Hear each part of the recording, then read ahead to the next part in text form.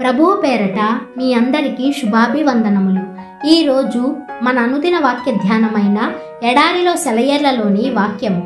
వారిని నా పర్వతము చుట్టుపట్ల స్థలములను దీవెనకరముగా చేయుదును. ఋతువుల ప్రకారము వర్షము కురిపించెదను. దీవెనకరమగు వర్షములు కురియును. ఎహెచ్కేలు గ్రంథము 34వ అధ్యాయము 26వ వచనము. ఈవేళ ఏ ఋతువు? అనావృష్టి కాలమా? వర్ష ఋతువు ఇంకెంతో దూరం లేదు. గొప్ప భారంతో కూడిన మబ్బులు కమ్మిన కాలమా? వర్ష ఋతువు వచ్చేసింది. నీ బలం దినదినం అభివృద్ధి చెందుతుంది. దీవెనకరమైన వర్షాలు కురుస్తాయి. ఇక్కడ బహువచనం ఉంది. అన్ని రకాలైన దీవెనలను దేవుడు కురిపిస్తాడు. దేవుని దీవెనలన్నీ కలిసికట్టుగా వస్తాయి. బంగారు గొలుసులోని లింకుల్లాగే అన్నీ ఒకదాని వెంట ఒకటి వస్తాయి. మారు మనస్సు పొందడానికి ఆయన కృపనిస్తే నిన్ను ఆదరించే కృపలను కూడా ఆయనే ఇస్తాడు. ఆయన దీవెనకరమైన వర్షాలు కురిపిస్తాడు. ఎండిపోయిన మొక్కల్లారా పైకి చూడండి, మీ ఆకుల్ని పువ్వుల్ని విప్పండి. పరలోక వర్షాలు మిమ్మల్ని తడుపుతాయి. దిగుడులోయగా మార్చుకో నీ గుండెను. అది నిండి పొంగి పొర్లేదాకా దేవుడు కురిపిస్తాడు దీవెన వర్షాన్ని.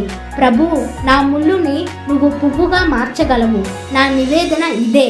యోబు జీవితంలో వర్షం తరువాత ఎండ కాసింది, కానీ కురిసిన వర్షం వ్యర్థం కాలేదుగా.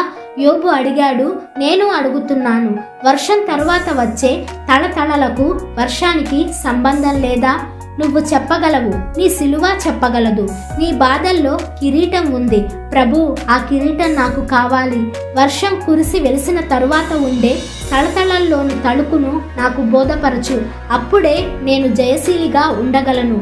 జీవితం ఫలభరితం కావాలంటే సూర్యరశ్మితో పాటు వర్షం కూడా కావాలి. ఎండి పగుళ్ళు వారిన నేలపై జీవవాయువు పోసే వర్షం కావాలి. ఆ వర్షానికి తమ శాఖలు తడిసిపోవచ్చు.